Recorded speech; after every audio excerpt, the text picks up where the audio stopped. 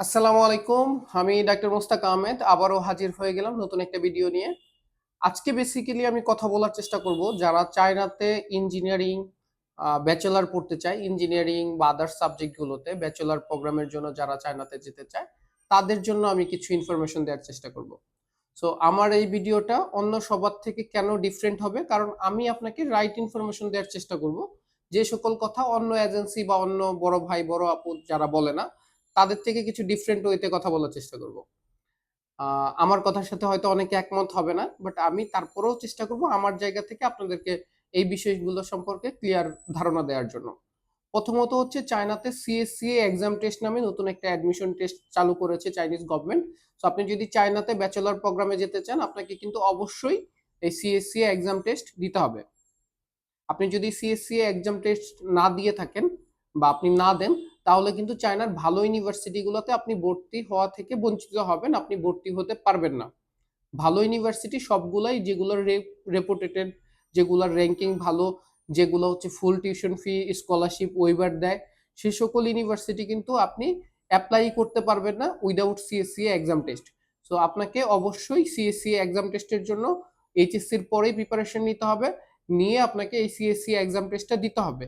দেওয়ার পর আপনাকে অ্যাডমিশনের জন্য যে ইউনিভার্সিটিগুলোতে আপনি অ্যাপ্লাই করতে চান সেই ইউনিভার্সিটিগুলোর একটা তালিকা করবেন এবং দেখতে হবে যে সেই ইউনিভার্সিটির স্কলারশিপটা কন্ডিশনাল না আনকন্ডিশনাল।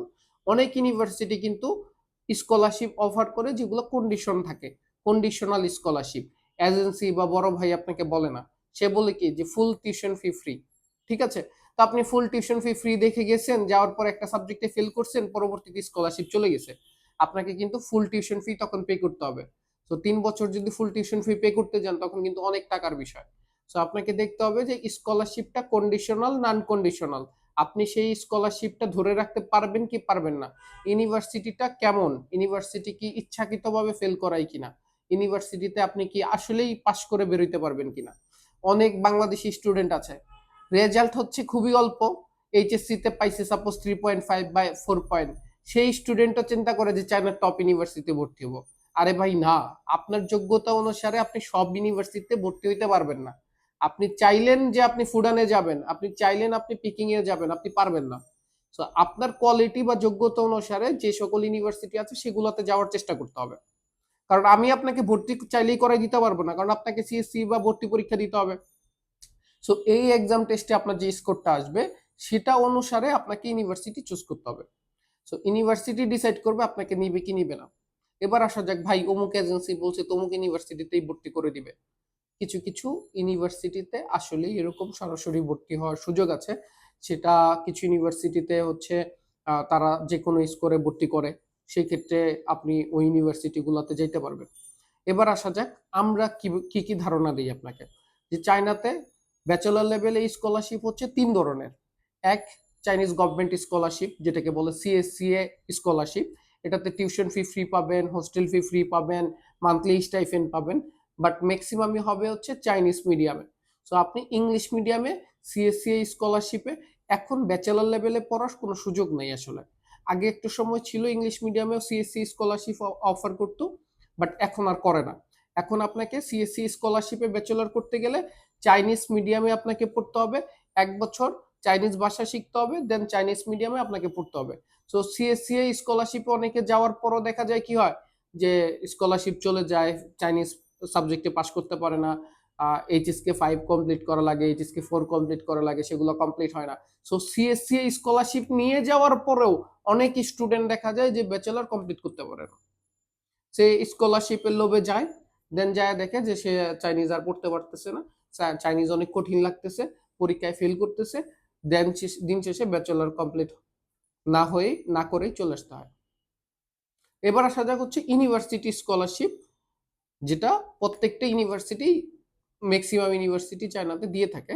সেক্ষেত্রে ইউনিভার্সিটি ওয়াইজ স্কলারশিপগুলো আলাদা হয়। কিছু ইউনিভার্সিটি ফুল টিউশন ফি অফার করে, কিছু ইউনিভার্সিটিতে টিউশন হোস্টেল ফি দুইটাই অফার করে, কিছু ইউনিভার্সিটি আবার টিউশন হোস্টেল ফি দুইটা মিলিয়ে আপনার থেকে অল্প কিছু টিউশন ফি এবং হোস্টেল ফি বাবদ অল্প কিছু টাকা নিয়ে থাকে, যেটাকে আমরা পার্শিয়াল স্কলারশিপ বলি। সো এই তিনটা আবার ইউনিভার্সিটি স্কলারশিপের থেকেই সরাসরি ইউনিভার্সিটিগুলো দিয়ে থাকে, ইউনিভার্সিটি ফান্ডেড। আরেকটা হচ্ছে প্রভিনশিয়াল গভর্নমেন্ট স্কলারশিপ। সেটা হচ্ছে আপনি যেই প্রভিন্সিতে পড়তে যাবেন ওই প্রভিন্সের গভর্নমেন্ট আপনাকে এই স্কলারশিপটা দিবে। এতে করে আপনার ইউনিভার্সিটির যে টিউশন ফিটা সেটা কাভার হবে। অনেক সময় দেখা যায় টিউশন হোস্টেল ফি দুইটাই কাভার হয়, অনেক সময় দেখা যায় শুধু টিউশন ফিটা কাভার হয়, হোস্টেল ফিটা দিয়ে পড়া লাগে। যেমন আমি যে ইউনিভার্সিটিতে পড়াশোনা করেছিলাম, চায়না থ্রি গর্জেস ইউনিভার্সিটি, এই ইউনিভার্সিটিতে কিন্তু ব্যাচেলার লেভেলে আপনার হচ্ছে ফুল টিউশন ফি ফ্রি অফার করে। এখন এই ফুল টিউশন ফিটা অফার করে হচ্ছে কি, হুবে প্রভিন্সের যে গভর্নমেন্ট স্কলারশিপ আছে সেটা ইউনিভার্সিটির স্টুডেন্টরা অ্যাপ্লাই করে, তখন তারা হুবে প্রভিন্সিয়াল স্কলারশিপটা পায়, তখন টিউশন ফি তার ফুল কাভার হয়ে যায়, হোস্টেল ফিটা শুধু তার দিতে হয়। সো এটাতে তার প্রথম বছর সেম থাকবে, দ্বিতীয় বছর অ্যাকর্ডিং টু তার রেজাল্ট অনুসারে স্কলারশিপটা কন্টিনিউ চলবে। এবার আসা যাক হচ্ছে যে সকল স্কলারশিপ পার্শিয়াল, মানে টিউশন ফি দুইটা মিলিয়ে অল্প কিছু দেয়া লাগে, এইটাতে আমি সবসময় অনেক স্টুডেন্টদেরকে সাজেস্ট করি। আর একটা বড় কারণ হচ্ছে স্টুডেন্টগুলো সেফ জোনে থাকে, সে জানতেছে যে তার টিউশন হোস্টেল ফি দুইটা মিলে 6,000 RMB পে করা লাগবে, বা টিউশন হোস্টেল ফি দুইটা মিলে 7,000 RMB পে করা লাগবে। এতে কি হয়, সে টিউশন ফি হোস্টেল ফি দুইটা মিলে 6,000 RMB মানে অ্যারাউন্ড 1 লাখ টাকা পে করতেছে।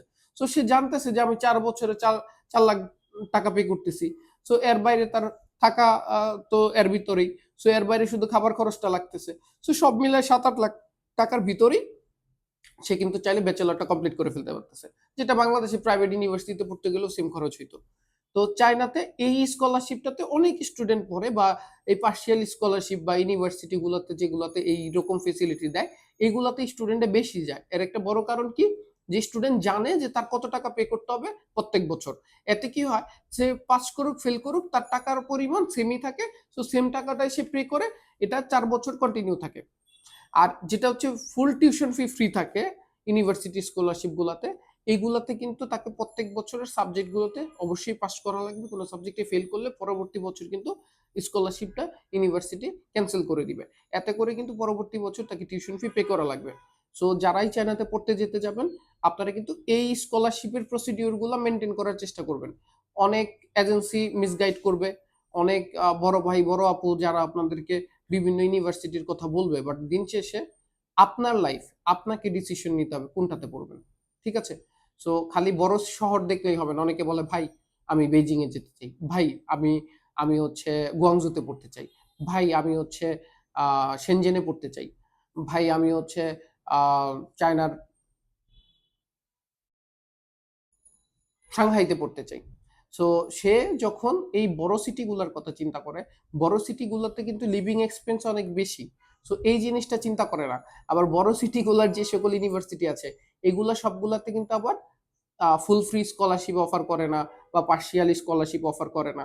তখন এইগুলোতে আপনার সেলফ ফান্ডে পড়তে হবে, আপনার নিজের টাকা দিয়ে পড়তে হবে। তো এই জন্য এই বিষয়গুলো আপনাকে মাথায় রাখতে হবে, যে চায়নাতে আমি যে ইউনিভার্সিটিতে পড়তে যাচ্ছি এই ইউনিভার্সিটিটার কোন সিটিতে অবস্থিত, ওইখানের লিভিং এক্সপেন্স কেমন, সেই জায়গার খরচ কেমন। আপনি বড় সিটিগুলোতে গেলে আপনার খরচ বেশি হবে, এটাই স্বাভাবিক বিষয়। যেমন আমি আমার সিটি সম্পর্কে, আমি যে সিটিতে ছিলাম সেটা সম্পর্কেই বলি। আমি ইচাং সিটিতে ছিলাম। ইচাং সিটিতে আমার হচ্ছে ট্যাক্সি রেন্ট শুরু হয় হচ্ছে 8 RMB থেকে। সো আপনি যখন এটাই বেজিং এ যাবেন তখন দেখবেন যে এটা আরো বেশি টাকা থেকে শুরু হবে। তারপরে আপনি যদি সাংহাইতে যান তখন দেখা যাবে এটা 30 RMB প্লাস। সো এটা ডিপেন্ডস অন সিটি। আপনার কিন্তু ওই জায়গার ট্যাক্সি সার্ভিস থেকে শুরু করে পানি থেকে শুরু করে সবকিছুতে আপনার এটা বড় সিটি গুলোতে বেশি লাগবে। তো আপনি চেষ্টা করবেন চায়নাতে পড়ার ক্ষেত্রে যে সকল সিটি আপনার লিভিং কস্ট অ্যাফোর্ডেবল সেগুলা চুজ করার জন্য। তো আজ এই পর্যন্তই। কারো যদি চায়নাতে ব্যাচেলার প্রোগ্রামগুলোতে যাওয়ার জন্য যদি কোনো ইচ্ছা থেকে থাকে, আপনারা যদি চায়নাতে ব্যাচেলার করার জন্য ইঞ্জিনিয়ারিং হোক, বিবিএ হোক বা বিভিন্ন সাবজেক্টে যদি ব্যাচেলার করার জন্য চায়নাতে যেতে চান, সেটা আইটি হতে পারে, সেটা এআই হতে পারে, সেটা কম্পিউটার সায়েন্স হতে পারে, সেটা ইলেকট্রিক্যাল ইঞ্জিনিয়ারিং হতে পারে, সিভিল ইঞ্জিনিয়ারিং হতে পারে। প্রত্যেকটা ইঞ্জিনিয়ারিং সাবজেক্টেই কিন্তু চাইনিজ গভর্নমেন্ট স্কলারশিপ অফার করে। এছাড়া ইন্টারন্যাশনাল ট্রেড আছে, তারপরে আপনার বিজনেস আছে। সো আপনি বিভিন্ন সাবজেক্টে চায়নাতে পড়তে পারবেন। সেক্ষেত্রে আপনাকে দেখতে হবে যে ওই সাবজেক্টটাতে চায়নাতে কোন কোন ইউনিভার্সিটি স্কলারশিপ অফার করতেছে, এই স্কলারশিপগুলোর কন্ডিশন কেমন এবং সেখানকার খরচ কেমন, এই জিনিসগুলো শুরুতে ধারণা নিয়ে তারপর যেতে হবে। শুধু স্কলারশিপ শুনেই চলে যাওয়া যাবে না, কারণ আপনার দেখতে হবে স্কলারশিপের বাইরেও অনেক খরচ আছে। প্রত্যেক বছর ভিসা রিনিউ করতে হবে, প্রত্যেক বছর ইন্স্যুরেন্স আছে, প্রত্যেক বছর মেডিকেল টেস্ট করা লাগবে। সো আপনার খাবার খরচের বিষয় থাকে, বিষয়গুলো মাথায় রাখতে হবে। আজ এই পর্যন্তই। আপনারা ভালো থাকবেন। যদি কোনো ইনকোয়ারি থাকে আমাদের সাথে যোগাযোগ করবেন। আমরা চেষ্টা করব আপনাদেরকে পর্যাপ্ত পরিমাণ গাইডলাইন দেওয়ার জন্য। স্ক্রিনে দেওয়া নাম্বারে আমাদের অফিসে যোগাযোগ করতে পারেন এবং সরাসরি গার্ডিয়ান নিয়ে আমাদের অফিস ভিজিট করতে পারেন। আজ এই পর্যন্তই। এমন বয়ান দিয়ে দিছি কাজ